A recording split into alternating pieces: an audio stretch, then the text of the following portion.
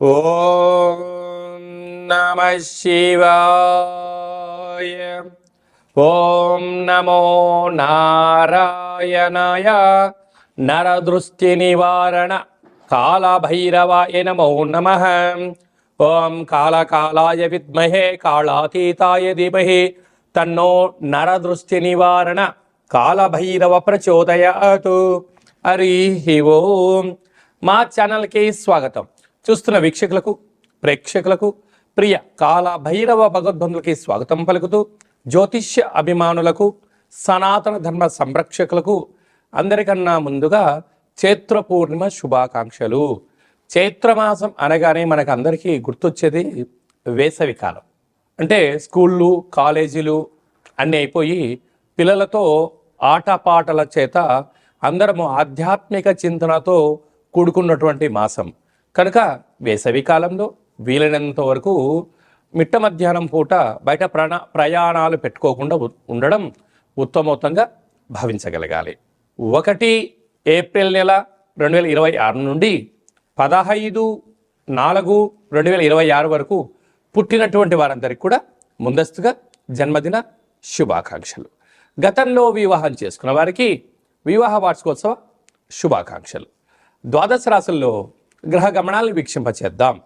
మేషరాశిలో ఏడాది తర్వాత శుక్ర భగవానుడు సంచార స్థితి, 12 సంవత్సరాల తర్వాత దేవగురు బృహస్పతి మిథునరాశిలో సంచార స్థితి, 18 సంవత్సరాల తర్వాత సింహరాశిలో కేతు సంచార స్థితి, కుంభరాశిలో కుజుడు బుధుడు మరియు రాహు సంచార స్థితి, 30 సంవత్సరాల తర్వాత మీనరాశిలో శని భగవానుడు, ఏడాది తర్వాత రవి భగవానుడితో కలిపినటువంటి శని భగవానుడు సంచార స్థితితో ద్వాదశ రాశుల్లో గ్రహ గమనాలు ఈ విధంగా ఉన్నాయి.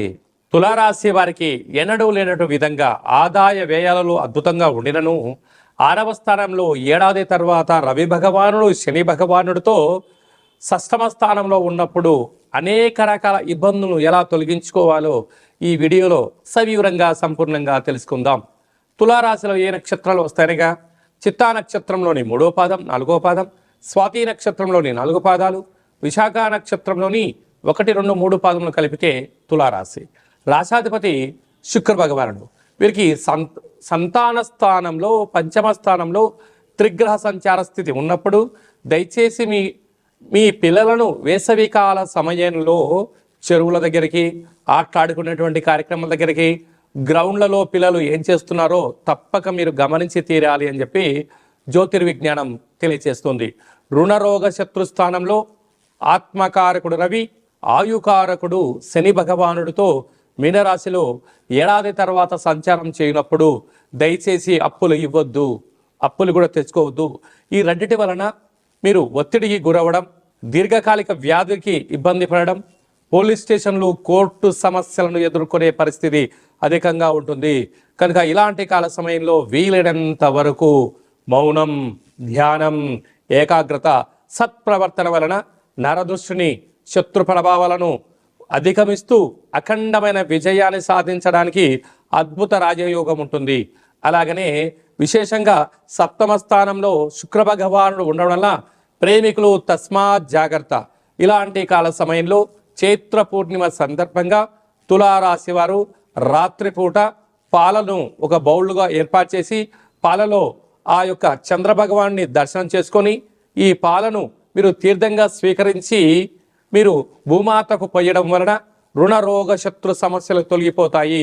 కాలాష్టమి సందర్భంగా సూర్య నమస్కారము, భైరవ స్వామి వారి స్మరణ అవసరం అని చెప్పి గుర్తుపెట్టుకోగలగాలి. ఏప్రిల్ నెలలో ప్రథమార్థంలో ముఖ్యమైన పండగల గురించి క్లుప్తంగా, సవివరంగా, సంపూర్ణంగా తెలుసుకుందాం.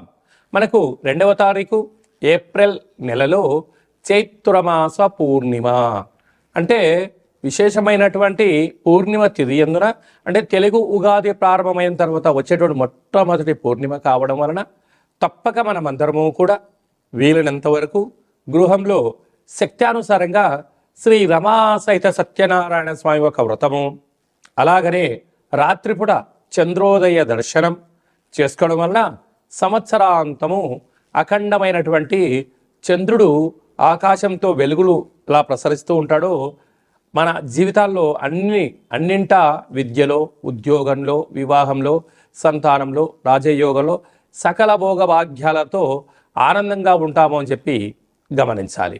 అలాగనే మనకు 6వ తారీఖున సంకట చతుర్థి, తెలుగు సంవత్సరాది ప్రారంభమైన తర్వాత మొట్టమొదటి సంకటహర చతుర్థి కనుక సాయం సంధ్య వరకు ఉపవాసం ఉండి విఘ్నేశ్వర స్వామివారికి గరికను, అటుకులను నైవేద్యంగా ఏర్పాటు చేసి స్వామివారికి ప్రదక్షిణ చేసి రావడం వల్ల సకల అష్ట కష్టాలన్నీ తొలగిపోయి అష్టైశ్వర్య ప్రాప్తి కలుగుతుందని చెప్పి కూడా గమనించాలి. అలాగనే మనకు 10వ తారీఖున చైత్రమాస బహుళపక్ష కాలాష్టమి, తెలుగు ఉగాది ప్రారంభం అయిన తర్వాత వచ్చేటువంటి మొట్టమొదటి కాలాష్టమి కనుక కాలాన్ని మనం జయింపచేయాలన్నా, జాతకంలో ఉండబడిన గ్రహదోషాలు తొలగించుకోవాలన్నా, జీవితంలో మనం అనుకున్న గమ్యాలు చేరాలన్నా కాలాన్ని శాసింపజేసే శక్తి కాలభైరవుడికి ఉంటుంది. కనుక ఇంట్లో కూష్మాండ దీపము, కాలభైరవ అష్టకాన్ని వినడం, స్మరణ చేయడం, ధ్యానం చేయడం, పక్షులకు ఇది వేసవికాలం కావడం వలన కాకులకు, పావురాలకు నీటిని, ఆహారాన్ని వేయడం వలన సకల దోషాలు తొలగిపోతాయి. అలాగనే చాలామందికి ఈ వేసవి కాలంలో అనేక రకాలమైనటువంటి ఇబ్బందులు ఉంటాయి. వీటిని అధిగమించగలగాలి అన్నట్లయితే తప్పక కాలాష్టమి తిథి యందున భైరవ స్వామికి స్మరణ, ధ్యానం అవసరం. అలా కుదరాలైనటువంటి వారు ఎవరైనా ఉన్నట్లయితే ఈ కింది నెంబర్ మీరు సంప్రదించినట్లయితే, మీ గోత్రనామాలు పంపించినట్లయితే మన యొక్క దేవాలయంలో నిత్య కాళభైరవ పూజా కార్యక్రమాలు, హోమ కార్యక్రమాలు జరుగుతుంటాయి. అలాగనే కాశీ క్షేత్రంలో కూడా మనము నిత్యము కాళభైరవ పూజా కార్యక్రమం నిర్వహించడం జరుగుతుంది. కనుక మీ గోత్రనామాలు పంపించగలిగినట్లయితే మీకు అక్కడ పూజ చేయించి వీడియో కాల్ ద్వారా ప్రత్యక్ష ప్రసారాన్ని చూపిస్తూ కాళభైరవుడి యొక్క ఆశీస్సులను మీకు అందజేయడం జరుగుతుందని చెప్పి గమనించాలి. కనుక మీ యొక్క వ్యక్తిగత జాతకం తెలుసుకోవాలనుకుంటున్నారా? మీ యొక్క పేరు, పుట్టినటువంటి తేదీ, నెల, సంవత్సరం, పుట్టిన సమయం వ్రాసి వాట్సాప్లో పంపించగలిగినట్లయితే 100 సంవత్సరాల జాతకాన్ని వ్రాసి పంపించి మీరు పుట్టినప్పుడు గ్రహ గమనాలు ఎలా ఉన్నాయి, ప్రస్తుతం ఎలా ఉంటున్నాయి, రాబోయే కాలంలో ఎలా ఉంటున్నాయి, ఈ తెలుగు ఉగాది పండుగ నుంచి ఆదాయ వ్యయాలు, పరిస్థితులు, ఎలాంటి కార్యక్రమాలు ఆచరింపచేయాలి, ఎలాంటి కార్యక్రమంలో మనం విజయం సాధించబోతున్నామో అన్ని విషయాలను మీకు సవివరంగా సంపూర్ణంగా తెలియజేయడం జరుగుతుంది. డేటా బర్త్లో లేనటువంటి వారికి పేరు యొక్క మొదటి అక్షరాన్ని అనుసరిస్తూ రాశి స్థితిగతులను తెలియచేస్తూ రమణ శాస్త్రం ద్వారా అనగా గవ్వల ద్వారా కాళభైరవ ఉపాసన చేత భూత భవిష్యత్ వర్తమానాన్ని గవ్వల జ్యోతిష్యం ద్వారా తెలియజేయడం జరుగుతుంది. అందరికీ శుభాన్ని, ఐశ్వర్యాన్ని, ఆనందాన్ని చైత్ర పూర్ణిమ నుండి ఈ తెలుగు ఉగాది సంవత్సరం అందరూ అద్భుతమైన విజయాలు సాధించాలని కోరుకుంటూ మనసారా ఆశీర్వచనం. ఓం శతమానం భవతి శతాయు పురుష సతేంద్రియ ఆయుష్యేవేంద్రియే ప్రతిష్టతి ధనం ధాన్యం బహుపుత్రలాభం శత సంవత్సరం దీర్ఘమాయు సర్వే జనా సుఖినో భవంతు లోకా సమస్తా సుఖినో భవంతు సర్వం కాళభైరవ దేవతార్పణమస్తు. హరి ఓం. ఈ వీడియో మీకు నచ్చినట్టయితే మా ఛానల్ని సబ్స్క్రైబ్ చేసుకోండి, గంట సింబల్ ప్రెస్ చేయండి, ఆల్ బటన్ కూడా తెలియచేయండి. ఈ భక్తి సమాచారాన్ని భగవద్బంధులకు, మిత్రులకు, స్నేహితులకు చేరవేయండి. హిందూ ధర్మాన్ని కాపాడండి.